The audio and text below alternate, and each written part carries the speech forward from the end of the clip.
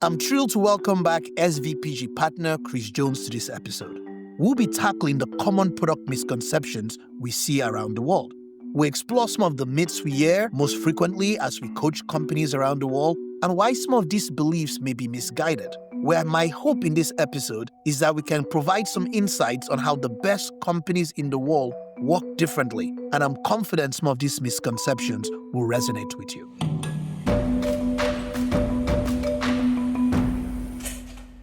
Let's see another misconception that you encounter often. Product discovery will give us the answer.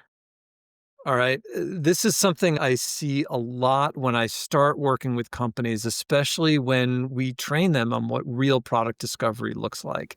Lots of prototyping techniques, lots of testing techniques, how you bring analytics in, quantitative and qualitative, the talking to your customers, getting out of the building, all of those sorts of things.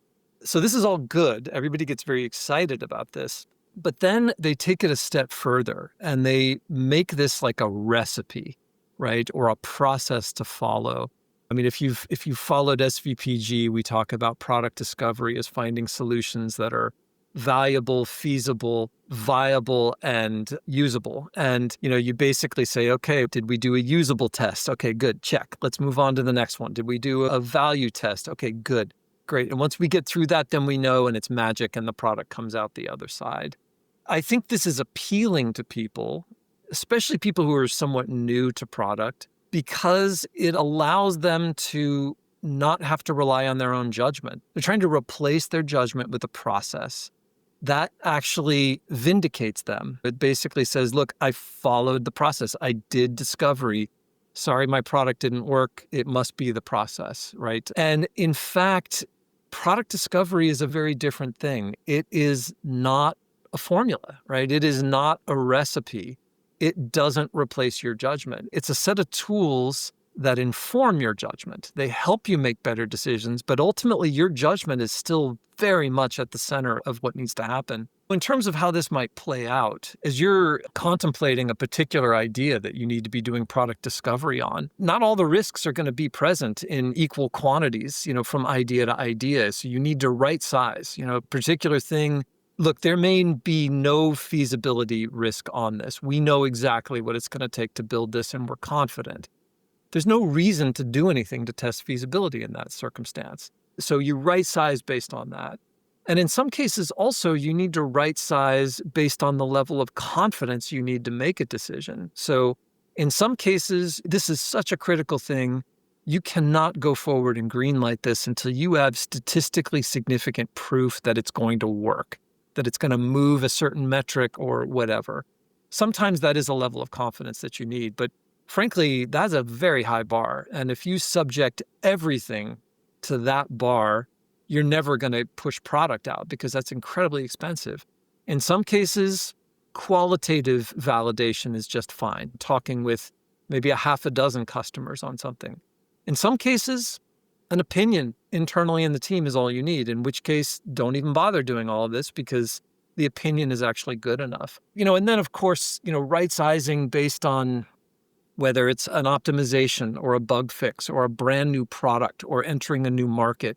Obviously, the nature of product discovery in all those cases is going to be very different.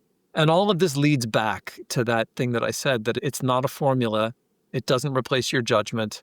It is something that informs your judgment. Oh, I like that a lot. And I like that framing of judgment because, I was talking to a product manager, said, I need to do discovery. I said, what's going on? He said, our site is down.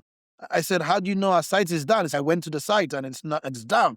I said, discovery done, fix it. He kind of had a whole set of things he had to do. Do I need to interview people? What process? And you're calling out, we stop thinking and we start like, what data do we have? What kind of insights? And I like that frame. But let me ask a pointed question based on that misconception. You're saying product discovery does not give us the answer. Who gives us the answer then, Chris? It's our judgment, right? That's what it is. We have to make a call at some point. We have to make a call based on what we've learned using discovery or working with the team internally, working with the stakeholders. It's us. And I think that's why this misconception exists, because people don't want that, right? Many don't. Many do. Like really, the people who were sort of made to do product, they want their judgment to be trusted. I'm talking about people who are relatively new to this, people who've been used to working in command and control environments. There's a comfort in being output driven. When you're output driven, you can be absolutely the best in the world. You can do your job and you're not responsible if the product doesn't succeed. So your judgment doesn't, it's somebody else's judgment who's going to be making those decisions. In the product model, we are pushing those decisions into the teams and into those individual product managers, designers, tech leads. The main point, as I said, about this misconception is people hear it and they say, okay, it's not command and control anymore, but I can replace it with this thing. And my judgment still stays over, the judgment still stays over here. That's the crux of it. This is a hard message to get to people to accept, which is it's almost like the magic of product discovery is not the process, it's not the tools, it's not the techniques. All of those things are meant to help you right size your judgment in the decision, like the people itself and those competencies that you're contributing. So, in that light, when people ask you, how do I know I'm done with discovery? Yeah, so I wish I had a hard and fast answer to that because different things, as we said, discovery needs to be right sized. So some things are going to be taking longer than others. How I usually guide people is the direct manager should be keeping an eye on this, right? What you want to prevent is the product manager who is just hopelessly grinding on something. They've been working it for weeks and weeks, and they just feel like they're on the edge of some breakthrough, and they keep tweaking the prototype, and they keep doing these user testing, or maybe it's an A/B test, and it's never quite actually getting there. Sometimes you do need another set of eyes who is recognizing this and saying, all right, you're grinding metal right now, and maybe it's time to actually take another run at this. We can retire this one for a bit. If you're solving a problem that's worth solving, what are some other ideas? Maybe that's going to inform why this one's not working, but let's just step back and admit this one's not working. That's gold right there when you think about it. It's often have concerns in how kind of the absence of judgment or taking on the responsibility of making a decision that we're done, but people want to defer a whole lot to leaders or somebody. And I'm like, those are all attributes of output focused behavior. If you think about it, most of the time it's solving a problem. And I'm always asking, have we solved the problem? We still have to iterate sometimes to get all the value we want. But can you imagine there's a customer that has a pain? You've discovered something that addressed, maybe it's not perfect yet.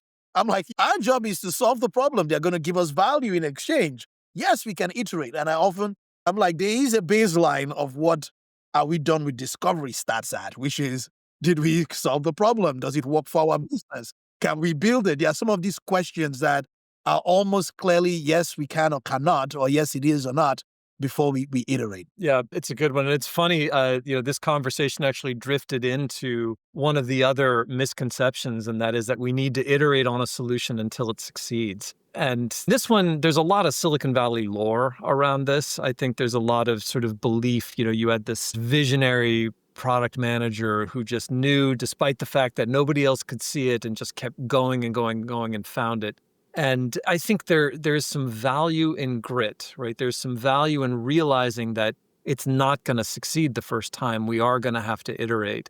But this is another place where judgment slips in. And again, a manager, I think, is often in the best position to spot it. But that can get a little bit into this runaway situation where somebody is just pushing this rock up a hill and they're never going to reach the top with it. Most product teams fail to recognize what they are doing running against the clock. It's almost like the second a business gives you a problem to solve, there is a race in their mind. What is the value of this team if I don't have a solution? And you see the frustration in many organizations, because when I often hear a company say something like, oh, we have an innovation team, I'm always like, yeah, that literally means my product team is not innovating. Or in some cases, people fail to understand when they outsource innovation or outsource a product development to someone, it's a response to the product team not being able to deliver value quickly enough for the business. Companies that buy another company. I've spoken to many CEOs. I've not met a single CEO that tells me, if I thought we could build this better and quicker than some, we would have bought this company. In many cases, you're like, there's no way our engine will get to that solution within the next 10 years. And that's why I'm all like, look, there's that judgment aspect of we need to solve problems to put out innovations or solutions in the world. Awesome. How about you? You got another misconception? This one comes from that whole role clarity, role definition thing. I see a whole lot, and it may be sensitive to some when you talk about product manager versus product owner.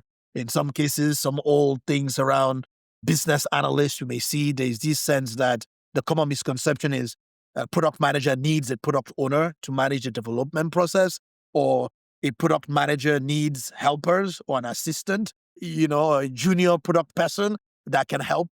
And a lot of this, I think it's a big reflection of not what companies do, but how they've done things. This idea of waterfall sequential work, there's the business and technology. And it's important when I try to explain to people the history of some of these roles. Like business analyst made sense when there was the business and IT, a separate organization. Somebody is gathering the requirements of what one group needs to tell another group what they do. And so their job is to write business requirements documents, product requirements documents, marketing requirements documents. So as I call it, documents of documenting documents. In some ways, when companies moved from waterfall to agile, there was this shift of roles. They're like, we don't have analysts anymore, we have product owners. But that is a role on an agile team, but they still let them gather requirements. They didn't change how they worked. They just changed those titles. And so many companies grew up with a culture of having something called a product owner that is the last line of providing clarity to an engineering group of what they should go deliver. So they are often seen as more technical, being able, and this is a delivery process. The product owner is just a role on an agile team. I often have to coach teams, there's not a career path for product owner. In short, I tell people pointedly, if your title says product owner, no serious company in the product model will hire you because that is not a job. It's just a role. But more importantly, I call out the challenges and the principles of you have two people doing one job. You have this lack of accountability in the culture. But the idea of what product management is that we are combining the understanding of the business with what is just now possible in technology. The product manager plays the role of the product owner on the team. There's not a discovery organization and a delivery organization. One team is accountable for discovering and delivering what is valuable to our customers. And while the role has a responsibility for value and viability, the whole team is accountable for outcomes. And we don't experience an outcome without building something. Yeah, that's great. I'm not sure I have too much to add to that. You hit on it there when you described it as two people doing what is fundamentally one role. Because there are so many names for these two roles out there, I've really bucketed it very simply to there's somebody who's responsible for the outside game and somebody who's responsible for the inside game. The inside game is the engineers, the stories, breaking things down. That's typically where you see product owners or BAs, or sometimes it's a technical product manager who is different from the business product manager, right? That's the inside game. The outside game are the people who are dealing with the markets and the customers and oftentimes the discovery and the stakeholders, all of those sides of things. And bottom line is it's not helpful to split that. You want those functions inside of a single skull. The reason for that is because that's the nature of product management. It's actually sitting exactly in the middle of those things and making those connections. When you split it into two people, you introduce communication, usually in the form of artifacts. It's basically a flow now. It's getting more command and control and more waterfall. So we lose that. Now, where a lot of people get confused, I think, on this is they say, oh, great, I'm a product manager and my job is this big already. It's two jobs. And you're now saying I'm also responsible for what my product owner is doing. So now the job is like 4 jobs. So like, what am I supposed to do, with that? And I'll say a couple of things to this. This is going to take us in a different direction, but this is a fundamental misunderstanding of how product discovery works. This assumes that there's zero sum. We're going to do everything that we did before in delivery, all these things that we've been committing to, and we're going to throw discovery on top of that. Of course, we lose a lot of that. What is going to be happening when you're adopting the product model is the delivery load ideally should be less. It's going to be a lot more well-informed about what's happening. So let's take that thing aside. The other part of this, the inside game versus outside game, not everybody starts with that kind of broad knowledge. It is just fine for you to have more and less senior people on this. But what it means is if you're an inside game person, say you're a product owner, your career aspiration is not to become a better and better product owner. Your career aspiration is to become a better and better product manager, which means you've got to bring in some of those other skills as well. And the same is on the other side. And maybe you came to product management without a lot of technical background. You should understand from day one that is part of the job. You may not have it right away, but you need to be bringing that stuff in together as well. Yeah, I think the best framing for this is two people doing one job, inside game and outside game. If you've got a pattern that looks like that, or a desire to have that sort of thing, you may want to rethink structurally how you're working. I like that. One of the other things I often call out hear from people is like a junior product manager, or I need an assistant or a helper or something like that because the workload is so big. And to your point, there's this sense of I'm now adding discovery to my job, or I'm meant to talk to customers now. What about all the other things? And it's kind of saying to someone that the best thing we can do for delivery is good discovery. And I often talk about the cost of a product team. If you have 10 people on a product team, we're talking about 1.5, maybe $2 million just in salaries or overhead, roughly $55 to $65,000 a sprint. And I'm saying, so is there any team in your company that is just like, this is a very cheap team? Let's have a junior person make a decision on what we do. Somebody is making a decision on how we use $65,000 every sprint to create value or solve a problem. There's no room for a junior person. And I try to explain to people what the competency of this is the deep knowledge of the business, the customer, the product, the data, your industry. But this discipline is kind of calling out, we no longer need to separate the needs of the business from what is possible in technology. Technology is just how we solve a problem. To your example of this person knows the inside game and uses the inside game to help us get our outside needs met. And it has to exist in one person to avoid handoffs. I think that's a really good example. All right. What else jumps up at you? All right, I got another one for you here. There's the long version and the short version. The long version is that product teams are responsible for creating the product, and sales and marketing are solely responsible for figuring out how it gets into the hands of the customers, right? That's the long version.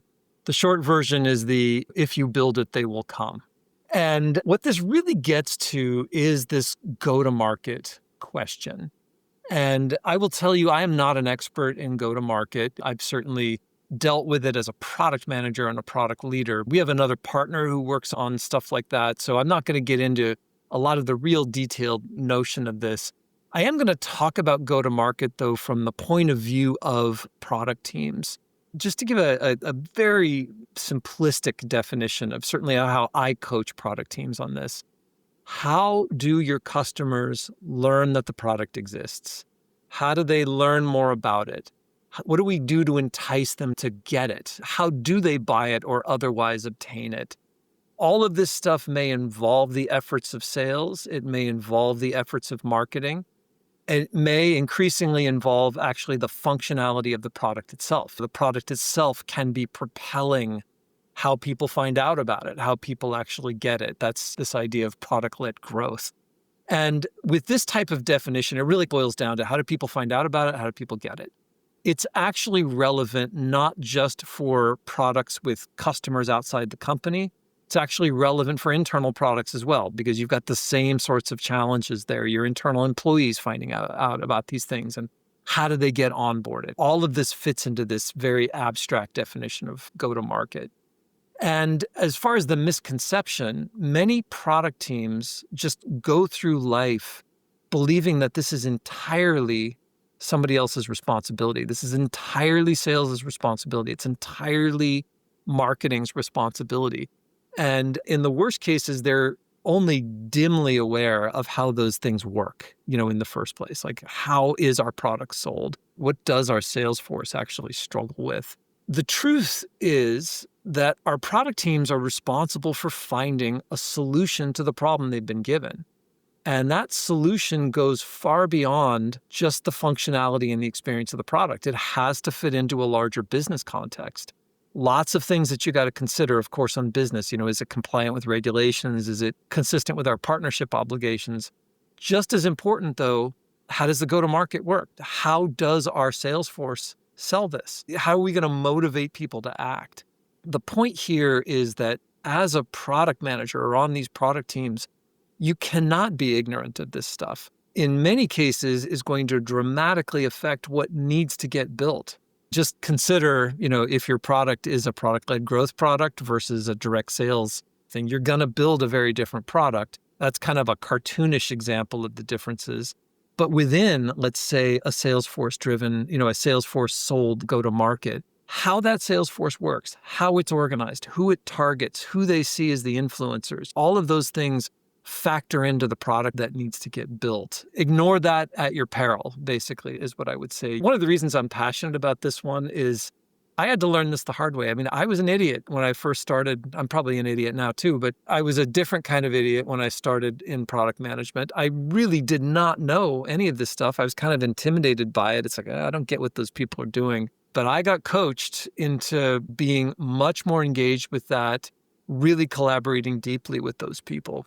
And you call out probably a good point culturally is how you might measure the product teams. I think if you are measuring teams on outputs and deliverables, it's very easy for them to anchor of I did my part, I built the product, I built the solution.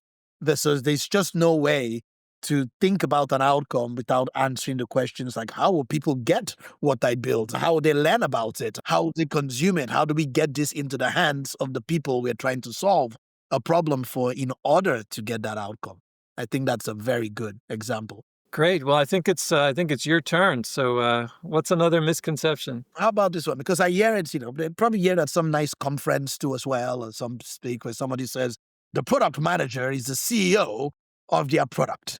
I want to frame it's not a misconception in the sense of maybe idealistically what they are trying to do. I always tell people like, you can quickly learn that you're not the CEO of anything, by trying to do anything that a CEO does and you realize you have no power. I often joke to product managers, you're like the opposite of Spider-Man.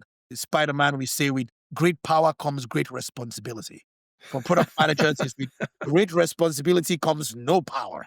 But here's why I think people have this sense. If you think about a CEO in a company, a CEO kind of has a sense of everything going on in the company. And if they have a question, even if they don't know the answer, they know exactly who to go to get the answers that they want. On a product team, nobody else will do that. Who else will do that? The designer, the engineer? But I want to be clear, when people make that statement, the product manager is like the CEO, it's not a power thing.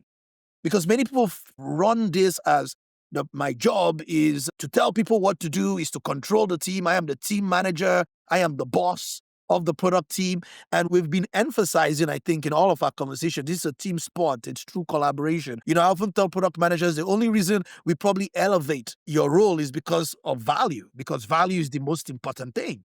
And nobody else wants to work on something that nobody wants, or that doesn't solve a problem, or that the business will not fund. Right? So because you kind of are the anchor in terms of your responsibility, but it is a team sport.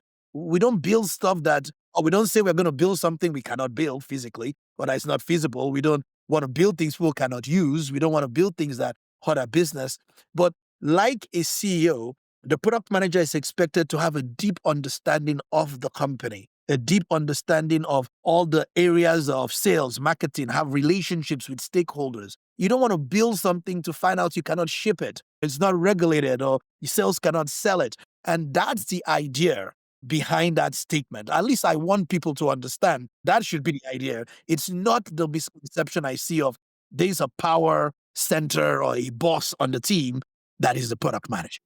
Totally agree. Not sure I have anything to add. I have a pretty similar way of dealing with that metaphor because you're right. It's got a very positive aspect to it and one that I think is very misleading to some people. And some people have misheard that statement of the CEO of the product. The good, as you said, is This is somebody who has a very holistic understanding of what it means to be successful in the product. The other good is that they're fundamentally, like, absolutely oriented around an outcome. And if something is not working, they're going to change whatever it needs to be changed in order to get to that outcome. So all of that's great. You're the CEO. You can be that definition of the CEO of the product. What's lacking is the authority to compel people to do things. It is fundamentally a much more collaborative position where you're making decisions alongside others, you're enabling and empowering others, you're really drawing from that group at that level. And if you hear CEO and you think it means that you've got license to bark orders at everybody and compel them to do things, you've definitely misheard. That's right. Oh Yeah. my.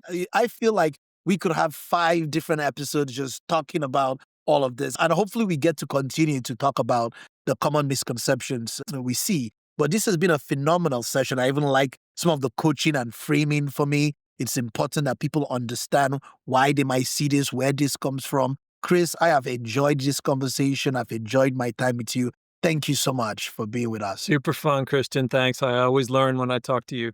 Thank you. Want to learn more? Until next time, please check out svpg.com, sign up for our newsletter that Matty Kagan puts out, join us for one of our workshops near you, and get access to all of the articles and content we put out. And thank you to everyone for joining us. Until next time, have a good day. A quick disclaimer, while this podcast is named Product Therapy, it is not hosted by licensed therapists or mental health professionals, and it is in no way a substitute for professional mental health services. We recognize the importance of mental well-being and encourage anyone facing personal difficulties to seek support from qualified professionals. See www.findahelpline.com.